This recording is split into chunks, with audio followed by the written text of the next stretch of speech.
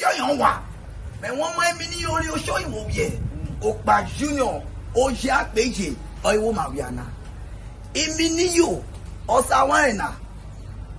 Otitiri, then, and the coach weapon on you. Oje Tajo, Ono Mamode, or you win the fee. You win the fee there. Tell you. Me breaking Enakpodia, Renonena. Odaiji Nyasheri Mamore, me blore, ke shose oko. On the 30th, me blore, how I you. We need let the ore, ote. On the 30th, Emeranana, oye ke shose oko na. We need to join you. And I want big kokoroko. And also, Obiawena, Obiamena, O make being the cocky. O shine no, O more Vienna, me make being the cocky. Make us soon also now. Oh, my. I did take it. Then, Sakmaria, oh, Ogweba. Ogidopo. Ogidopo. Emete ponu woni obo iruwe. Ogidopo ini. Ogidopo.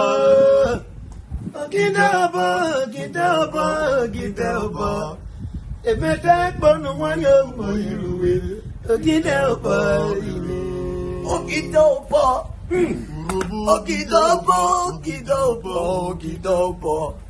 Emete ponu woni obo iruwe. Ogidopo miniyo. Ogidopo.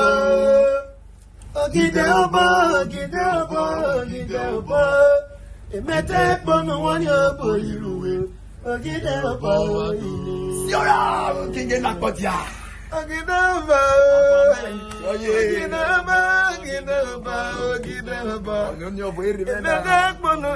The king himself.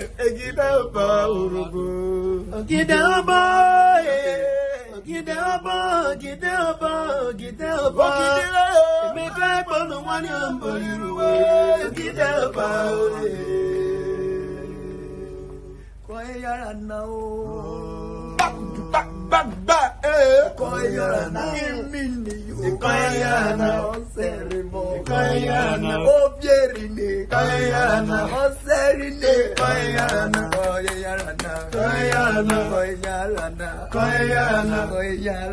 Koyana, Iminiyo, Koyana, Sakpaniaka, Koyana, Oseravari, Koyana, Okparurubu, Koyana, Ovile, Koyana, Obimamode, Koyana, Koyana, Koyana, Paripo, Koyana, Iminiyo, Koyana, Koyana, Paluruboye, Koyana, Koyana, Mayelore, Koyana, Paripo, Koyana, Paripo, Koyana, Iminiyo, Koyana, Iminiyo, Koyana. Agbalobi, the king himself. Your father, we know for you. Egbemo, Kemera mi wo she parome. Kemera mi wo she parome. Hey, Egbemo, Kemera mi wo she parome. Kemera mi wo she parome. Egbemo, Kemera mi wo she parome. Iminiyo. Kemera mi wo she parole. Iminiyo. Kemera mi wo she parole. Kemera mi wo she parole. Okay, Abevwe Odironeki very often. 30th of this month, Oyeke Shose Agbaro. Come all road lead to Agbaro. St. Endas College, former Agbaro Grammar School. It will be best.